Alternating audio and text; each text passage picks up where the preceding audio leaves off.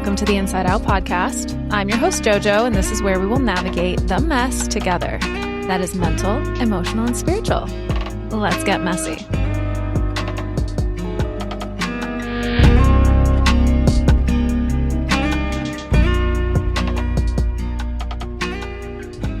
Hi, guys. Welcome back. Welcome to Inside Out. If you're new here, we're going to get right into it. And I want to ask you this. Have you ever done the work, the therapy, the journaling, read all the books, maybe done a retreat or two? You've gone deep. You've maybe cried it out. But 3 weeks later, you're right back in that same loop. That same criticism, that same shrinking, that same feeling like you're performing a version of yourself instead of actually living as your true self. If you've ever felt that gap between knowing and actually changing, I think this episode's going to hit a little different. So today I'm sitting down with Jessica Fern and David Cooley, who are co-authors of Transforming the Shame Triangle and also co-founders of the Azurite Way. Jessica is a trauma therapist whose book Polysecure actually sparked global conversation about attachment. And David is the creator of the Restorative Relationship Conversations model, bringing restorative conversations and justice into our most intimate conflicts. And what makes them the most unique duo is they've lived this together. Over 20 years of marriage, also been divorced, and now they're co-parenting. So what they found is that most of us try to solve an emotional and spiritual wound with mental tools. We try to think our way around it. We analyze it, and that wound just sits there. So they call this the shame triangle. And once they explain it, you guys, I think you're going to start recognizing it everywhere. In yourself, in the people you love, in the patterns you thought were maybe just personality. So you guys, give a warm welcome to Jessica and David. You guys, welcome to Inside Out. Thank you, JoJo. Thanks, JoJo, for having us. It's great to be here. I know. We need you as our content editor. You word things great. Thank you. So I want to know what the main reason for writing this book was.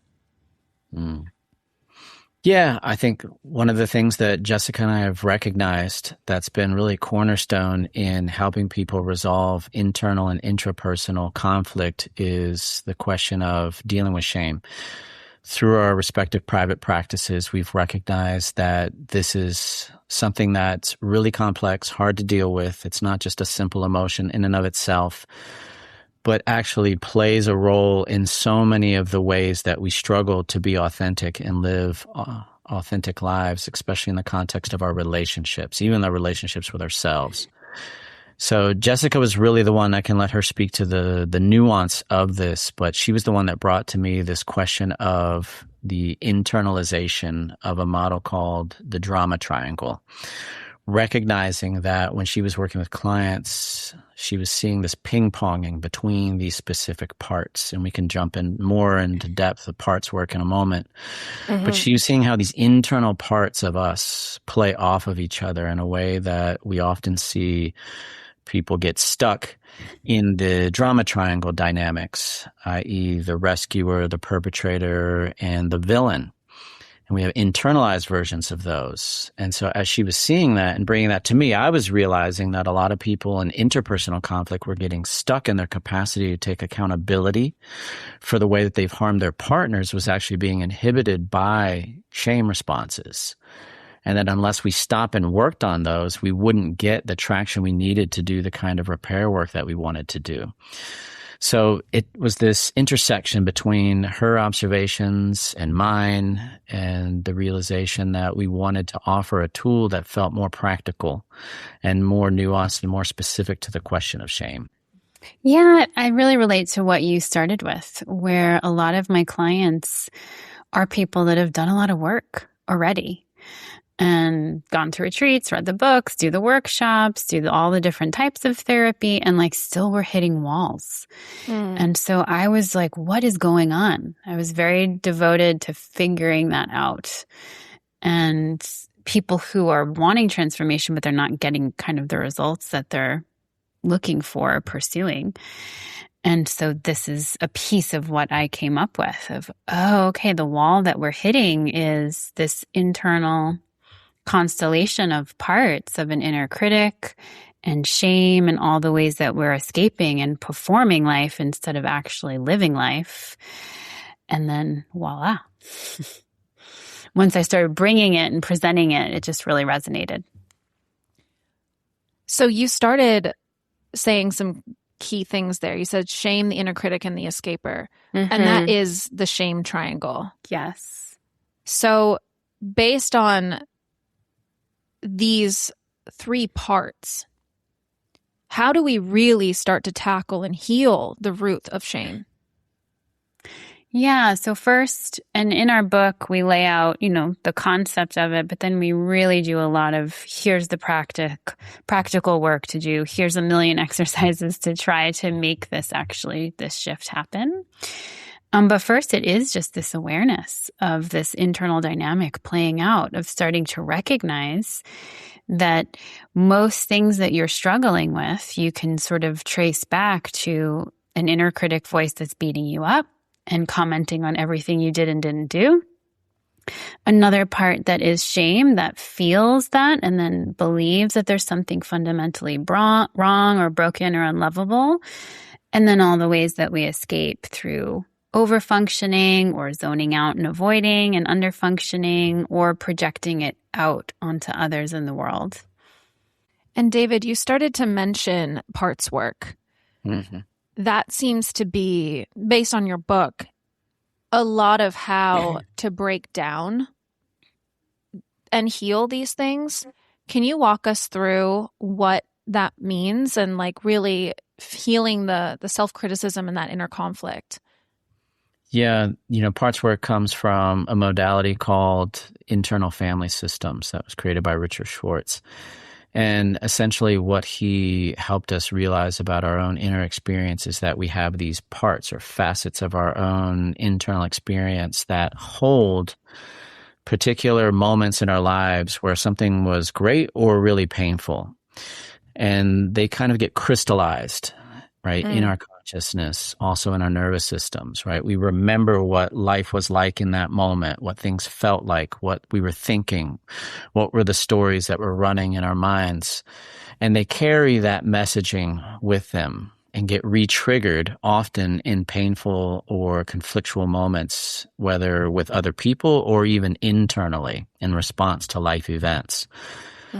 And so what we start to see is that we have this symphony of different parts speaking, getting activated within us all the time. And we're sort of moving in between, bouncing back and forth between these different parts. And a lot of us just blend with these parts or completely identify with these parts as if that's the totality of our consciousness.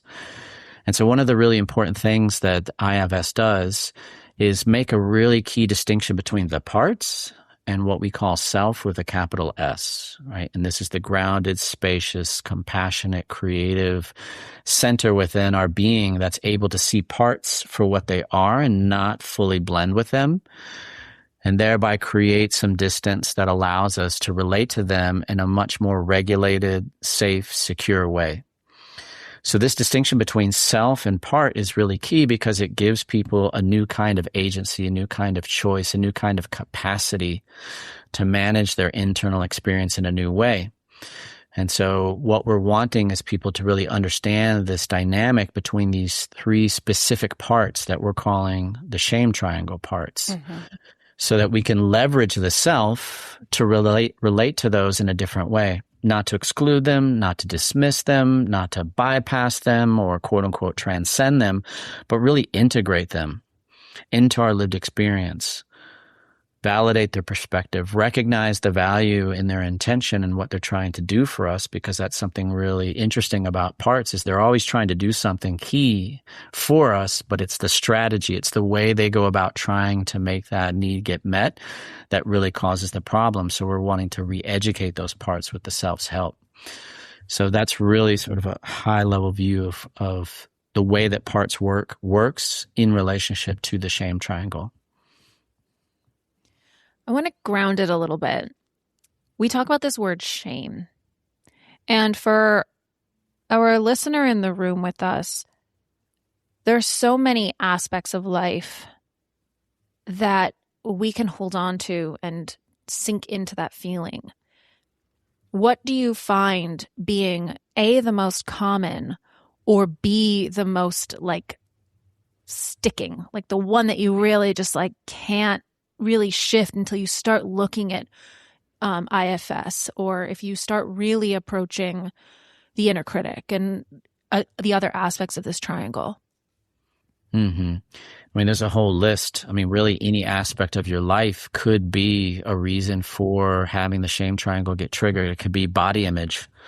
It could be money. It could be parenting. It could be friendship. It could be your professional life, your educational life, your sexual orientation, your racial identity. It could literally be any facet of your lived experience.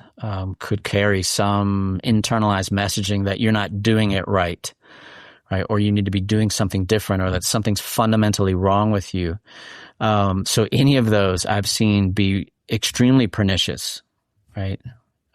Sexuality is a key one. That's a really tenacious one for a lot of people, right? There's something wrong with me because I feel or desire the way that I feel and desire. So that's a big one.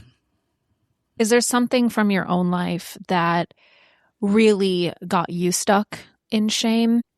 Yeah, for me, I think it started growing up in New York City, and it was a lot about body image, that, not being thin enough or not looking this way enough or that way enough. And initially I was numbing that actually through like emotional eating, just wanting to disconnect from my body and not think. So I was escaping through disconnecting and numbing out and overeating, and then flipped my escape strategy into over-exercising and over-functioning and over-restricting.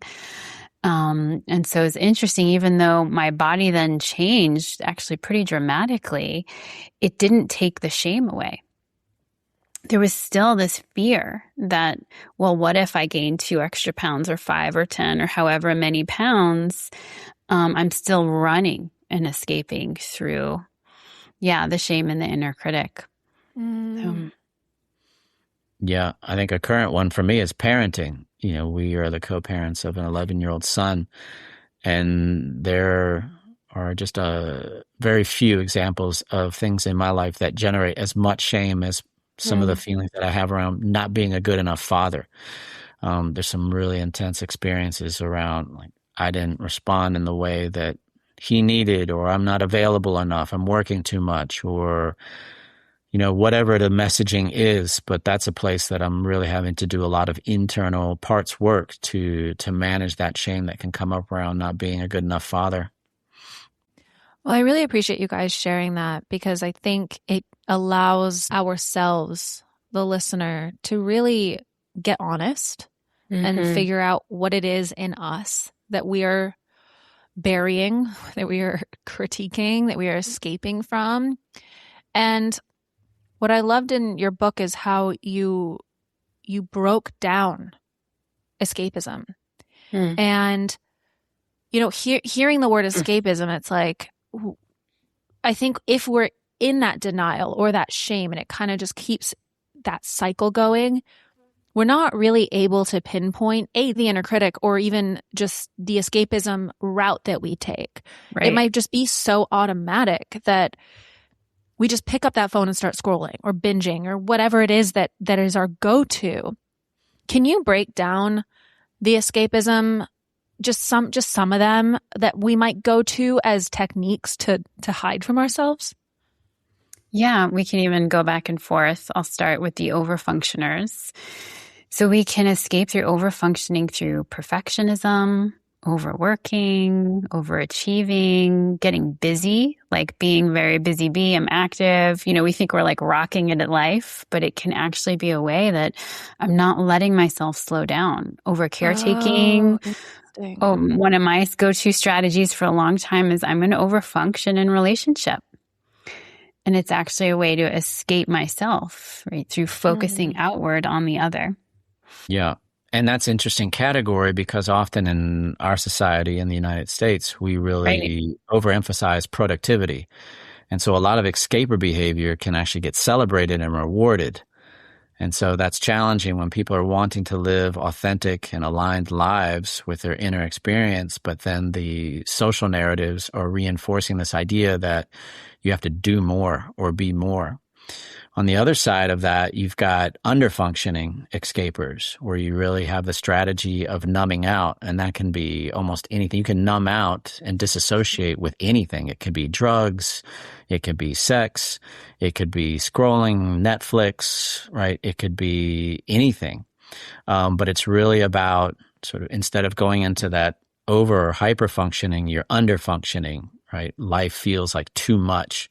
And so you're doing anything to create a buffer between you and whatever the trigger is that reinforces that idea that I can't handle it. It's better to just shut down and put it all out of my mind, to not focus on the pain of the relationship between shame and the inner critic. Another way that we can escape is through feelings. And this might seem counterintuitive, but it can be easier to stay stuck in anxiety, depression, or anger than to actually be in connection to our true deepest shame. So a lot of people escape through this, anxiety, depression, anger, even raging out, or almost like aggressive positivity can be this way of escaping as well, and to not actually feel the raw experience of what's happening. Yeah, you can kind of get that in the realm of spiritual bypass. Yeah. People are just wanting to put a positive spin on anything because it's too painful to look at.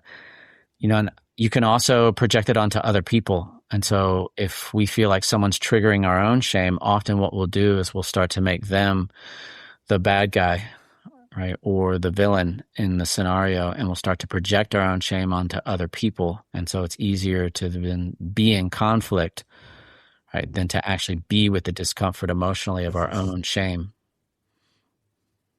Let's talk about conflict, especially when Yes. conflict arises in relationship. You talk about how to facilitate a deeper connection through conflict and deeper intimacy. What does that look like? Well, in this case, what we're really talking about when we talk about conflict between two or more people, we're talking about how do we process emotional hurt, right? So if I feel hurt by something you've done or not done, or said or not said, there's the sense that I need something to be repaired. I need something to be addressed, right? Hurt always needs attention. And so if that's not happening, that starts to create more distance, more sense of disconnection, right? And then that starts to erode our sense of safety with that person, right? Because we're talking about attachment-based relationships. So the people with whom we form strong emotional bonds, we have what we call an attachment. And so when those ruptures happen through conflict, there needs to be some way to address them. There needs to be some way to hold your emotional hurt in a way that actually gives you the sense that I care about you and your feelings and your emotional needs. And so if there's no process through which that happens, then things start to just deteriorate, and we start to associate the other person with lack of safety and connection. Over time, that diminishes intimacy. So if we don't have the capacity to be with the things in ourselves that produce shame, we're not going to be able to hear feedback from our partners when they start to tell us that something we did triggered that very thing. So if I can't be with my own anger because for me, anger is shameful or wrong or bad, it's going to be really tough for me to allow you to be angry in our relationship, even when it's justified, because you're telling me that you're angry about something I did and the impact of my behavior on you. So this is one of the fundamental ways that shame really inhibits relational repairs. I can't hear you when you're telling me something valid and justifiable about my actions and their impact on you because my shame's too loud. So we're really wanting people to understand that kind of interference that gets generated by our shame parts and then inhibits our capacity to really repair conflict in a way that feels restorative. I'm going to ask a probing question because I like to get under the under. I'm sure a lot of people are wondering, well, you've been married and divorced, and now you're co-parenting, co-authoring, co-everything. How? How do you not let the shame come in? How is there not, how do you not let that inner critic take over in what is such a multifaceted relationship that you guys have built? And not just from raising a human, but really raising consciousness in other people, and the books you put out. And Jessica, you wrote 2 other books, and you co-wrote another book together. Mm-hmm. How has all of the entire kitchen sink of crazy thoughts of like how and shame, and I don't even know where to even like how to even navigate asking this question, but like how have you broken out of that shame triangle to live it, to teach it? Yeah, I think it's probably many different ways. I mean, some of it, and it's not that it never shows up, it's that when it shows up, we have tools and skills and capacity to navigate it. Yeah. And I think we're both at a place where the majority of the time, not 100% of the time, when either one of us feels, okay, I'm on the drama triangle, I want to turn you into the villain, or I'm trying to rescue, or I'm feeling the inner critic in me or the outer critic going for you so that I don't feel bad. There's the pause, there's the space, there's enough self access to say, okay, but I don't want to make that choice. That's not how I want to show up in relationship. So we have a deep commitment to, even when things are hard or we feel like shit, to not be shitty to each other. Yeah. And if we are, because that still happens, we can repair it, right? We repair it. We recognize that it's something that has to be addressed, What is your method of repair after a fracture? Because clearly there have been fractures and major repair to even get to where you both are sitting right now in the same house. How do you repair? Yeah, one is naming the parts, saying the inner critic was really active for me when I lashed out at you, when you were saying that you were frustrated with the fact that I didn't show up and make our son's lunch the day that I was supposed to make it, right? Or whatever it is. So really recognizing the parts, speaking for them and about them, almost like we'd be speaking for someone else. Mm-hmm. Right? Really saying that part was active for me. I recognize it. And I see its impact on you, right? So we're really contextualizing what was going on for us, not making it the other person's responsibility.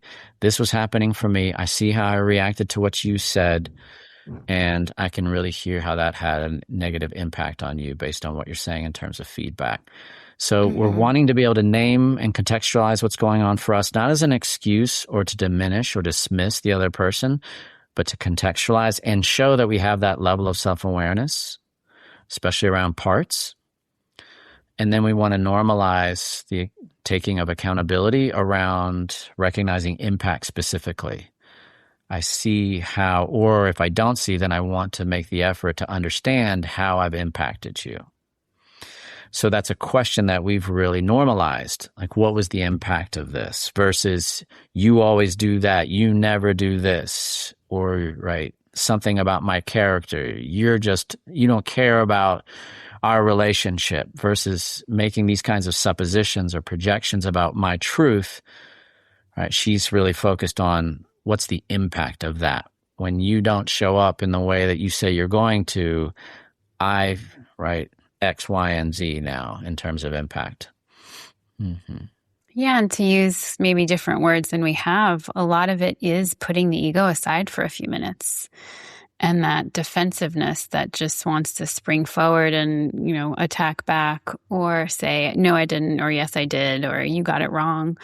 And really just shelving it, right? And staying more grounded and, okay, I want to be relational. I want to hear. And I also knowing I'll get my turn to say what I need to say. That's a key piece too, is knowing I'm actually talking to someone who, even if he's dysregulated now, eventually we'll get to a place where we can have a regulated conversation. He does care. And that's not an assumption that everyone's holding in their relationships, right? It takes a lot of trust. Right. Yeah. It takes a lot of being in the know that person isn't going to just abandon. It takes a very strong and healthy relationship to be able to do that, which is a beautiful thing because as you said, you can't just think your way out of shame. You can't just be like, okay, I see it.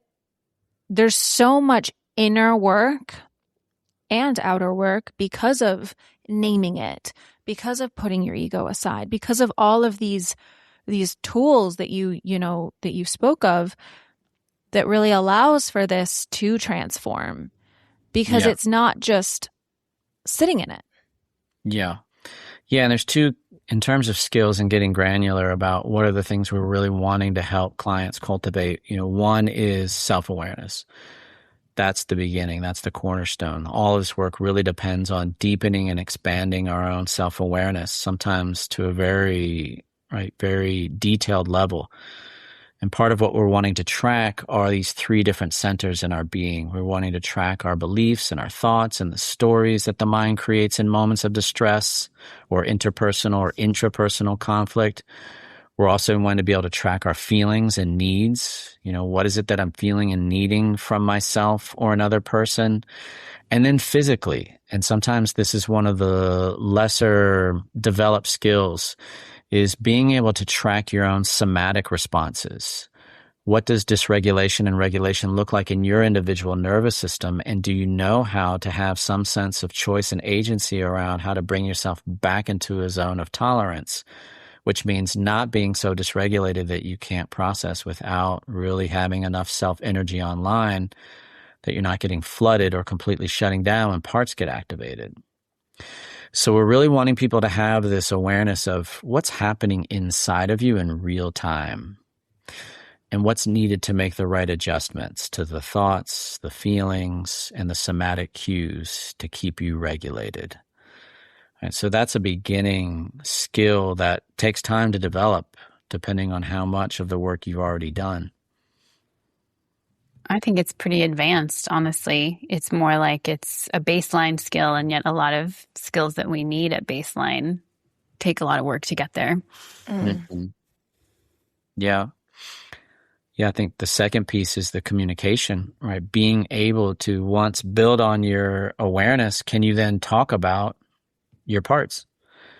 Can you name them in a way that you're taking ownership of them versus making someone else responsible for your internal experience? So the way that we describe our internal experience is key too. So awareness and communication of what we're aware of are two of the big components of this work and making it successful. You co-founded something called the Azurite Way. Azurite is a crystal. Mm-hmm. Can you tell me why the name and what this is? Yeah, what it is it's just an online platform for us to offer teachings, courses. We're starting this year with online content, and we'll be expanding it into in-person retreats eventually. And we're starting with our teachings, and we're also onboarding through time new teachers and their content that aligns with us and the Azurite Way. Before I say anything about the stone, do you want to add to that, Dave? Just what we are? Yeah, it's really, we're wanting to create a place where people have these opportunities to deepen the skills. It's one thing to read the book. It's another thing to attend the class and do demos and workshops with other people who are doing the same kind of work in real time. So this is really the impetus for us, is we're wanting to have a platform where people are able to really dive into the work in an immersive and experiential way. Mm-hmm. Yeah. I love that, because I think, there's so much information out there, and it's kind of just like grab what you can and see what works. But having a place that's dedicated to go to, whether that's for the retreats, for the teachers, for the specific work that you need to do, I love that that's going to be all on one platform and that people can have access to that. So you guys, go to the Azurite Way website. It'll be linked in the show notes. Yeah. And we, it was actually during a shamanic journey that I was doing. And I had just seen, so it's Dave and I and Christy Decatur are the three co-founders of the Azurite Way. And I had just seen Christy, and I was on a plane flying home, and I was doing a journey on the plane. And the guidance I was getting was clear. I was being told it's called Azurite. And at that time, I had no clue. I was like, what the hell is azurite? And I wrote it down. and the guidance was like, go look it up. You're going to appreciate this. And so I look it up, and it's a mineral. It's beautiful. It's kind of this, depending on, exactly what it is, it's this deep blue and turquoise and purple. And it's all about connecting sort of the earth, like heaven and earth, right? The spiritual side of us to the practical. And it's all about transformation and how that transformation happens. So I was like, oh, okay, here it is. And it was funny, even Christy was like, can you do another journey? Because at first Dave and Christy were like, we don't know about this word. And, like, go have a branding conversation with your spirit guides. And I did a second one. And my guides were just clear. They were like, just trust that this is the name. And we have, yeah.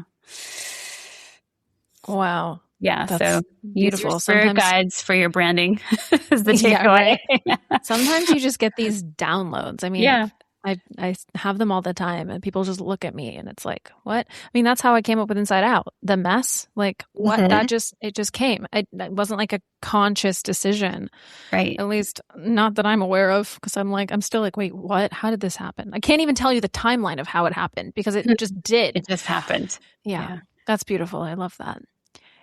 The MESy framework is so interesting with what you talk about, because mental, emotional, spiritual, it's not just this like mental, and I mentioned this before, it's not just mentally like being aware of it. It's like, how does it show up emotionally for you? And then spiritually, like, how do you really rewire that? So I want to get messy with you guys, mentally, emotionally, and spiritually. Mentally, what is one thing that you really want people to know after hearing this conversation and opening up, parts of your life and the book? And what is one thing that would be like, if they could walk away with this, you'd be like, yeah, that's good. Yeah. I want people to know that mental voice in your head that sucks can actually change. And it's not about it just going away, but it actually can transform into a voice that is no longer beating you up or attacking you, but actually into like an inner coach, into an ally. I love that. Yeah. Yeah. And I want to echo that by saying we have a lot of choice in terms of what we experience mentally. So there's a choosing that can happen when we start to recognize the difference between a part of us that's saying something versus really being grounded in self. Right? And when we're grounded in self energy, life is different. We're in a literal different state of being. And so I'm really wanting people to connect thoughts with states of being and to explore what the choices are like. Where is even just small degrees of change possible for you to start choosing? And how does that feel? How does that change your state of being in a real way? Emotionally, what's one thing that you want people to feel? I want people the distinction we make that feels really important is making the separation between feeling shame and actually the story, or just feeling anything, actually feeling your raw experience of great things, challenging things, neutral things, that then shame gets put over it. Like, I'm not supposed to feel those things, whether it's my desire or my guilt or my upset or my anger or excitement. So I just really want people to actually start feeling your true feelings without putting story on top, the mental piece of what it means. Yeah, and I would get rid of that inner critic and just not get rid of it, but again, transform it and just know that it's part of it. Yeah. Yeah, and this is sort of a segue between the emotional and the somatic, but I'm really wanting people to be able to feel safe. What does it mean to feel safe with big emotions or intense emotions? Part of what drives so much of the escaper strategy is it doesn't feel safe or manageable to be in proximity to our own shame. So I want people to really explore the capacity that we can cultivate over time to be in the presence of shame and not collapse, or not feel like we've got to numb out, or not feel like we've got to get away from it and feel anything else except shame. So I'm really wanting people to have a sense of safety and resilience in response to their own right? Spectrum of inner experiences, inner feelings. Spiritually, if you could wave a magic wand and have people believe this one thing about themselves, what would it be? Their love. Yeah. That you are your own greatest ally. You can be your greatest source of support, resilience. I love that. Well, you guys, I want you to plug everything that you're doing. I want you to talk about I want you to plug the book. I want you to plug your website, your social media. This was such an amazing conversation. I really appreciate you taking the time to break this down and talk about your new book. And where can people find you? Yeah, thank you, Jojo. So my website is jessicafern.com and my books are there. And the Azurite Way is our website for Azurite. And then we also started our own little show, the Ask Jess and Dave Show, where people just submit their questions and we answer them. And we kind of tackle one question usually per episode. So Ask Jess and Dave at the Azurite Way. That is the email address to submit questions. So yeah, if you want to hear more from us, send us your questions. We'll answer them. Yeah, and if people want to connect with me directly, they can go to restorativerelationship.com. And so that's my personal website for the work that I do with partners. Yeah, and this fall, you'll see actually more courses on the Azurite Way. There's, click and watch kind of thing versus live courses that you have to be live at. And we're going to be at Esalen in California in October, which is really excited, doing a Transforming the Shame Triangle retreat. That's so cool. Yeah. Like just an in-person opportunity to really... That's a pretty spectacular place in the world. So, yeah. Amazing. Well, you guys, thank you so much. And this will all be linked in the show notes. And you know where to find me at _insideout.podcast. Also on Substack, all linked in the show notes. And have a great week, guys. Bye.